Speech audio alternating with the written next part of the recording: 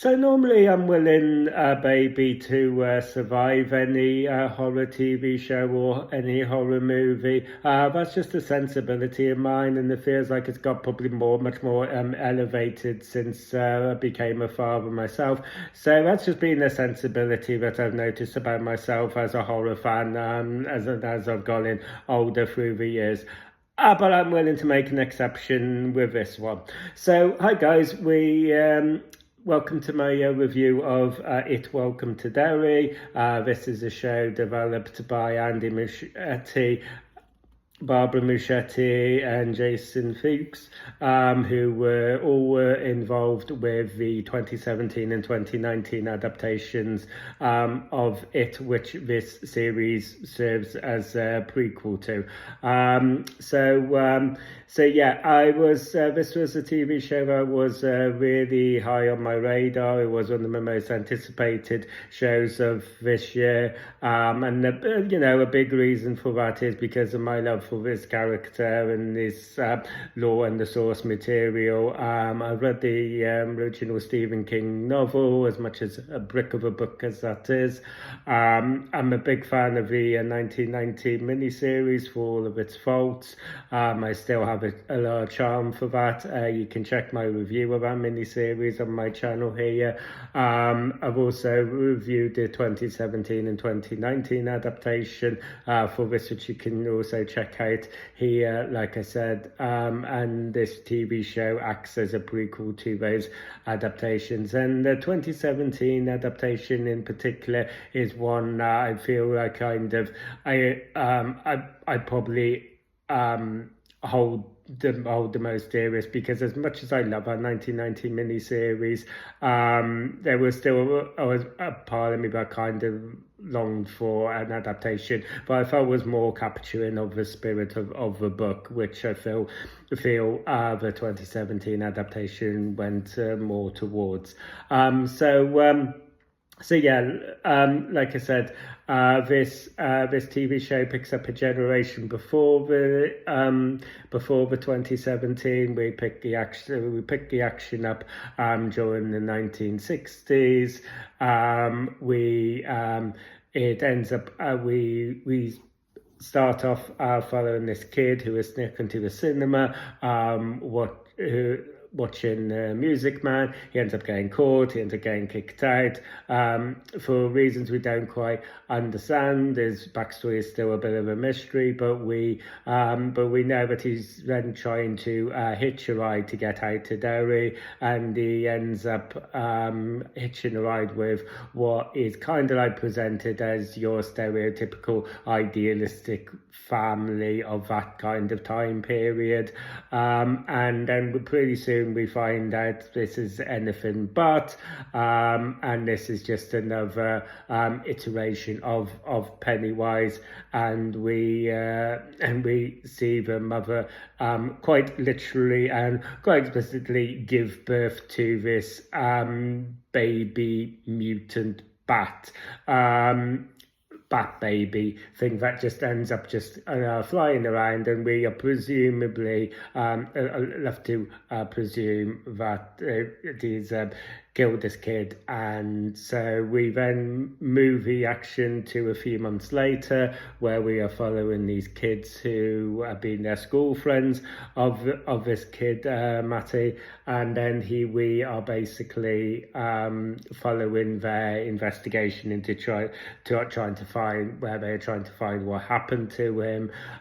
We have a subplot going on here with the adults centering around this military institution. Through this, we also have a revelation that this is going to be a little bit of a shared Stephen King universe, because we have Dick Halloran, who we saw in The Shining. So we see a younger version of him in this, and like I said, we we're still obviously only 2 episodes into the series, so we haven't like connected all the dots and how this all fits in together. So starting off with the positives of this, I really like I really like the 1960s backdrop to all of this. It's one of the things that I really like about the book and the 1990 miniseries, where both of those largely with the kids at least take place during the 1950s. Obviously for the 2017, 28 and 2019 they moved the action to the 1980s, which absolutely makes sense, for the time.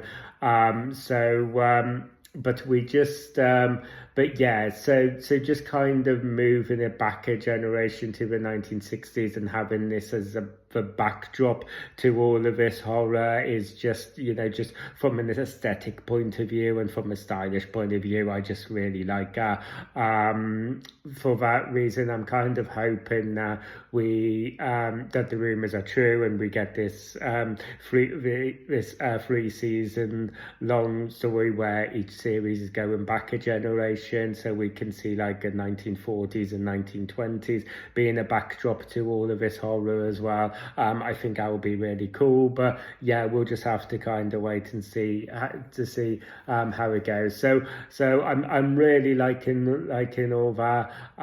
Really liking the horror of the show. I'm really liking the fact that we see all these different more iterations of Pennywise, where he's not just a clown or anything like that. I really like all how it really kind of really leans in and gets really innovative with the amount of different shape shifting that Pennywise can do, and then so I'm really liking all that. Like I said, we get this little teaser. We've got Dick Halloran here, so this is going to be a little bit of a shared Stephen King universe, and which again I'm really digging. I'm really down for that. So yeah, that's something else that I'm really enjoying here. And as for the things maybe not so much,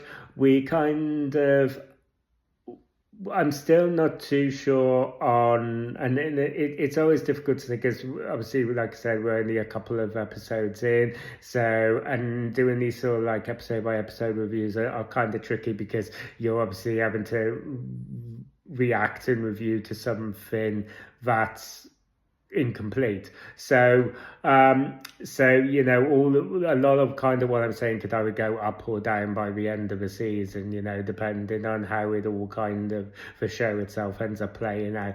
But right now there seems to be a bit of a disconnect between the two plots, what we've got here, between the plot with the kids and the plot with the adults. And then there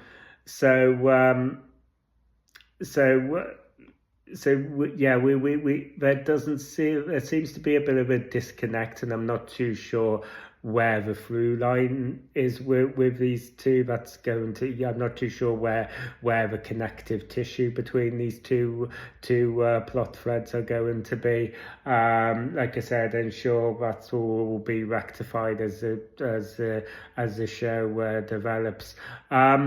But yeah, I mean, when we're not having all this horror and stuff, when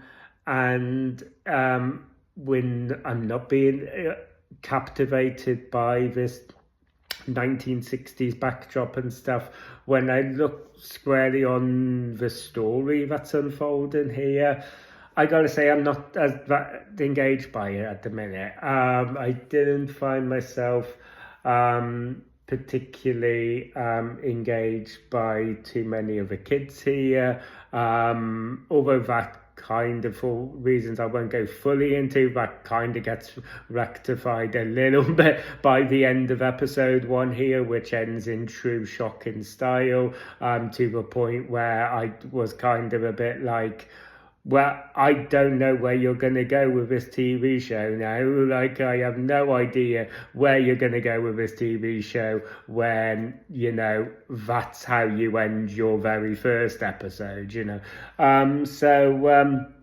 But that's another thing I'm really liking here. I'm really liking how high stakes there are here. So yeah, I'm liking all that. Yeah, I'm just not being too captivated by the story at the minute. I think the story is kind of like the weakest link here at the minute. And then another thing I'm kind of hoping that we see fleshed out more as the series goes on is although I'm kind of, when we see all these different iterations of Pennywise and we see all these different horrors and we see being plagued on these kids' fears and stuff like it in all these different ways, I'm hoping that we get quite a bit of a variation in how those plays out, where we maybe get more just like more creepy ones or more atmospheric ones, because it seems to be like there's a lot of the effects at the minute that are just kind of being played out for shock value, and I think that's always just most effective when it's used more sparingly. So I'm kind of like hoping that we get more of a variation with the kind of the scares here. So yeah, like we've got there's this so far these episodes have been riddled with all these kind of Easter eggs as well. Obviously, like I said, Andrew Muschietti is involved in this series. I was obviously involved with The Flash. Here he's involved with Batman, The Brave and the Bold as well. And there's all these little kind of like Easter egg bits in here as well. We see one of the kids reading a Flash comic. We see him reading a detective comics with indicating with a Clayface on the cover and stuff. All of these little nice little Easter eggs. Eggs are in there. People have been comparing this to Stranger Things as well, because the two stories are very similar. Obviously, you've got these kids in investigating this disappearance of one of their school friends. You've got this story with this like military institution and stuff like that, which I kind of like think has some validity, but at the same time I think it's also important to remember that Stranger Things is very much inspired by early Stephen King works such as It as well. So it's kind of like, it's almost like, so I do think it's unfair to kind of call this like a Stranger Things ripoff when you're like, no, this is just kind of like the Stephen King world, and this is kind of like, what they do, and this was kind of, laid the groundwork for like Stranger Things and stuff like that. So yeah, you basically get all of these little kind of like Easter eggs as well. So all of that was really kind of neat to pick out all of those sort of little things. And then and yeah, so yeah, like I said, I'm intrigued to see how it all ends up tying together. So yeah, overall, a bit of a mixed bag for me at the minute. But yeah, like I said, so far I'm enjoying it, and so yeah, we'll just have to see how the rest of the series pans out. So yeah, thank you guys for taking the time to watch this review. If you like this and you want to see more, then don't forget to ring a bell for notifications. Don't forget to like and subscribe, and feel free to let me know down in the comment section about what your thoughts are on this TV show as well, and then you know, what your thoughts, what your fan theories are, you know, all of our fun stuff. Let me know down in the comment section. And yeah, until like I said, going forward, I'll be doing an episode by episode review of this. I'll be reviewing each episode as they drop over here. So be tuned. So stay tuned for all of that. And until next time, you guys take care, and I'll see you guys on the next video.